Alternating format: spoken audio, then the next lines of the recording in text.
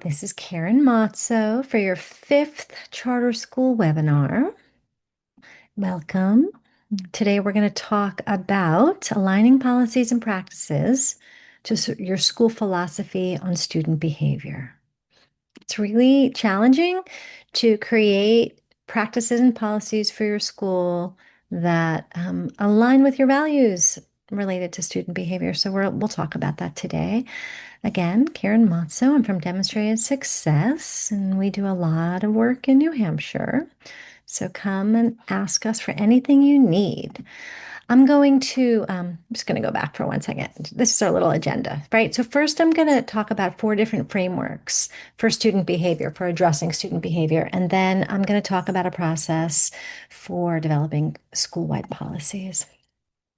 So the first framework, research supported framework, and many of you will probably know about this, is PBIS, which is Positive Behavioral Interventions and Supports. And it's an incredibly well developed framework with tons of free resources.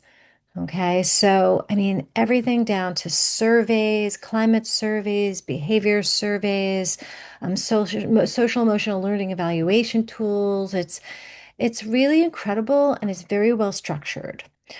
So it's tiered, okay, for MTSS. It's evidence-based. It emphasizes the proactive teaching and reinforcement of expected behaviors. It's behavior oriented, okay, um, as opposed to emotionally oriented or it's behavior oriented. So, schools in general, they define school-wide expectations and they collect plenty of data to guide their decision making in response to student behaviors and policies and practice. And they also use that data, or most importantly, probably use that data to provide layered supports. So, again, alignment with MTSS. So universal is tier 1, targeted is tier 2 generally, and intensive is tier 3 intervention. So it's a great, highly structured, behavior focused, data focused framework for a school to leverage. And this is just some sample agreements that you might see in a PBIS philosophy or a school that adheres to a PBIS philosophy. The agreements are brief and positive and universal, and things like we are safe, respectful, and responsible in all our areas. In the hallway, we walk quietly, side by side or on the right side. In the cafeteria, we clean up and use kind words. Everything is concrete, behavioral, easy to teach and post and reinforce. And oftentimes, PBIS schools, they will have a behavior matrix, which is a chart basically that defines the expected behaviors in different settings. So, the chart may include the lunchroom, the bathroom, the classroom, the hallway, the bus. And those behaviors are taught very explicitly at the start of the year and then reinforced and retaught throughout the year after breaks or every few months, depending on developmental needs. There's oftentimes a token system or reward system where students can get very tangible recognition. I've seen a lot of schools send home notes to parents, or there might be a collective bulletin board near the office where kids individually and collectively can accrue points or tokens, and then there might be something redeemable for the whole group in the classroom, in the school, in the grade as an individual. There's often a discipline decision tree, so a tiered chart that distinguishes very clearly behaviors that happen in classrooms, like what is managed by the office, and then what are classroom managed or teacher managed behaviors to encourage consistency. And then there's universal screening. So you might have a behavioral screener or social emotional screener 2 to 3 times a year in order to identify students that may be needing tier two or tier three support. The second frame, you know already if you've watched the other webinars. So, restorative practices is rooted in restorative justice, and you know this community building, repairing, restoring relationships as opposed to punishing, community circles, restorative conversations, and conferencing. That's all familiar to you if you listen to the last couple of webinars. These are some sample agreements that are different, slightly different to reflect the philosophy of restorative practices. We listen to understand, not just respond. We take responsibility for how our actions affect others. When harm happens, we work together to make it right. Every person in the community deserves to feel they belong. And again, the emphasis is on relationships and accountability. And these you know about, and I'm going to sort of whiz through. We talked about restorative conferences. It's a facilitated conversation between two people or three people. The circle, the practice of having circle, it might happen during advisory time or homeroom or at the beginning of the day in elementary school, and it's all about relationship building. There's an emphasis on suspension alternatives. So minor to moderate infractions are always rooted to restorative process.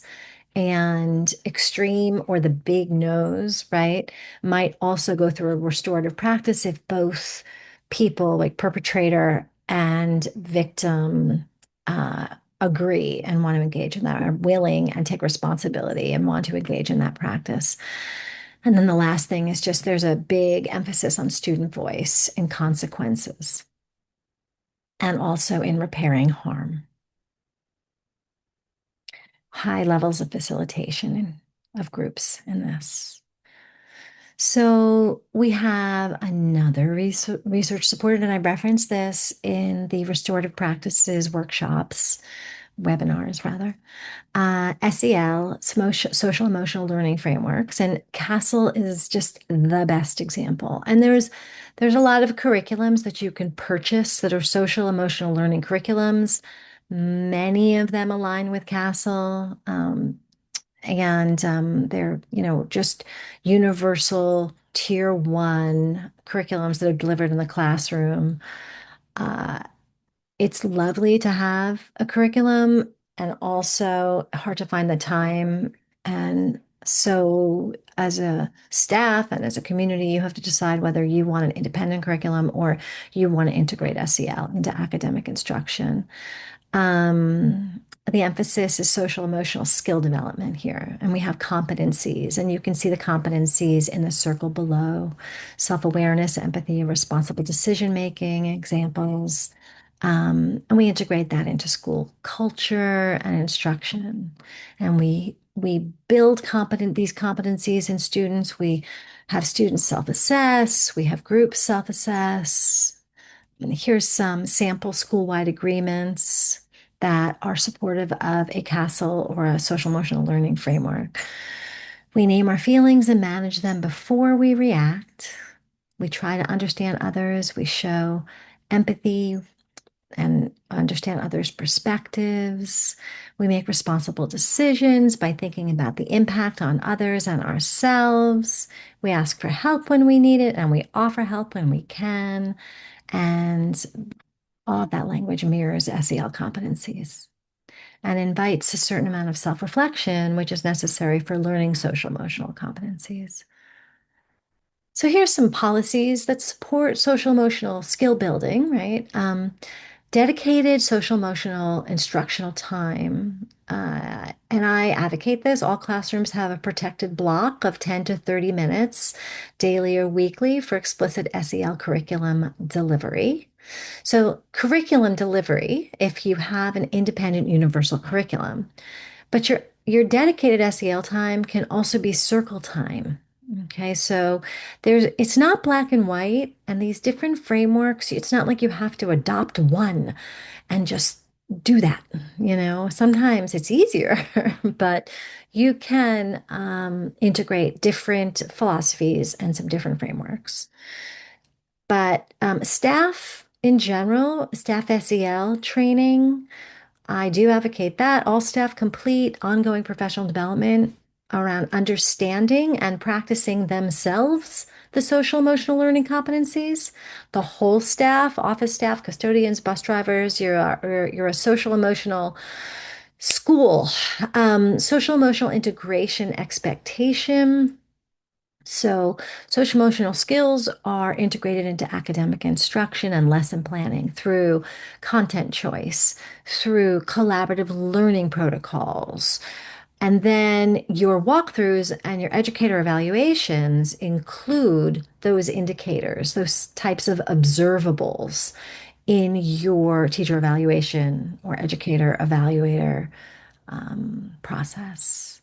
And last, family engagement in social emotional learning. So the school sends home social emotional learning language and strategies and may reinforce those skills at back to school night. I don't think we call it that anymore. When parents and families come to school. And we encourage families to reinforce those behaviors. And then a final framework is the Trauma Informed Schools or Trauma Informed Practices Framework, which is TIP. And in the Trauma Informed Framework, we train staff to recognize the effect of adverse childhood experiences or ACEs. And I think that most staff should have this training anyway. Adverse childhood experiences can be things like divorce, alcoholism, poverty, different kinds of neglect, violence. It can be having a narcissistic parent who doesn't attune to a child. There's a lot of different things that affect children and that come under the heading of adverse childhood experiences that then impact children's behavior, their learning, and we try to shift the question from what's wrong with this student to what happened to this student or what has this student experienced. And TIP or trauma informed practices emphasize safety, building sense of safety, trust, and co-regulation in the school community and classroom. So these are some sample agreements that support trauma-informed practices. We prioritize, like I said, safety, trust, and compassion. We want to emphasize this is a safe space emotionally and physically for everyone. That means adults and students. We assume the best about each other. We ask before we judge. We recognize that everyone is carrying something. We lead with kindness. Adults and students here are partners. We support each other. The tone is positive, and we signal to students that they are safe.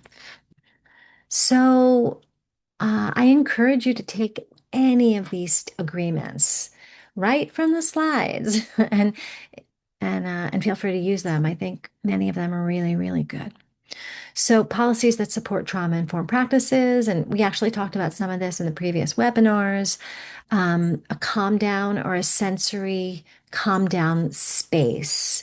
So, we talked about a space in the classroom where students can go to downregulate, a relaxation zone, a downregulation zone. And every building or classroom should have a designated space for this.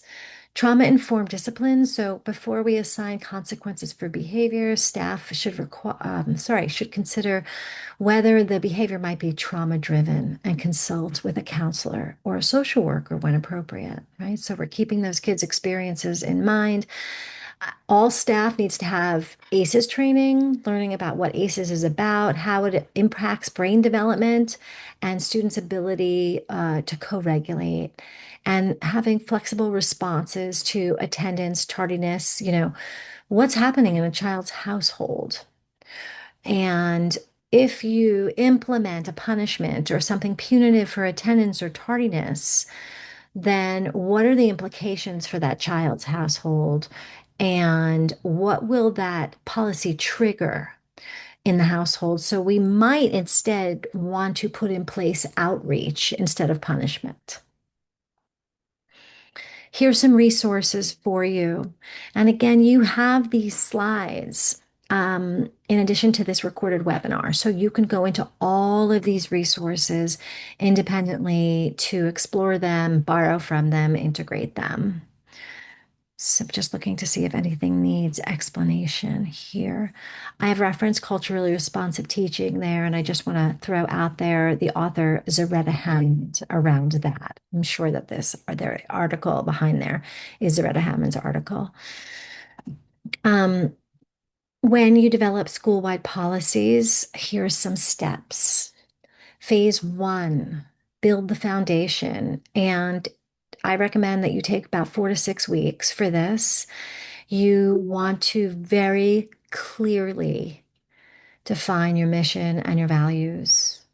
Your behavior policy should flow directly from who you are as a school. What is your mission? What are your values? If your mission emphasizes agency, student agency, then your discipline should reflect that. Okay, your discipline approach. If it emphasizes community and belonging, restorative practices might make more sense than punitive or more straight up behavioral practices. Then the next step is, oh, I'm sorry, let me just build one. We're still building our foundation. I apologize. Also in phase one, um, a team should be put into place that will use the input from staff. So you might use a survey, or you might, if you're a small school, you might facilitate collective conversations during a staff meeting, and then collect that information from your staff to outline expected school community behaviors and how adults teach and support those behaviors. I mean, obviously, you also have to solicit input from families. And membership on that team, though, should include parents, guardians, and students, coaches, counselors, um, and make sure that it reflects a wide cultural, racial, and ethnic diversity, both on the team and that it reflects, it's representational of your student population. So, still building your foundation, you're going to need a facilitator, a strong facilitator where you're going to have working agreements and figure out how you're going to do decision making. Are you doing consensus? Are you doing an advisory model? How will you make sure that everyone's accountable and follows through? You'll need a note taker, a timekeeper. You'll need someone to manage all of the information that you collect and to manage any data you collect and any articles and research and gallery walk information, posters, and then you're going to have a process observer. And the role of your process observer is to make sure that you, as a group, are adhering to your working agreements. That person will report out at the end of meetings because they're going to watch the individuals and make sure everyone's adhering.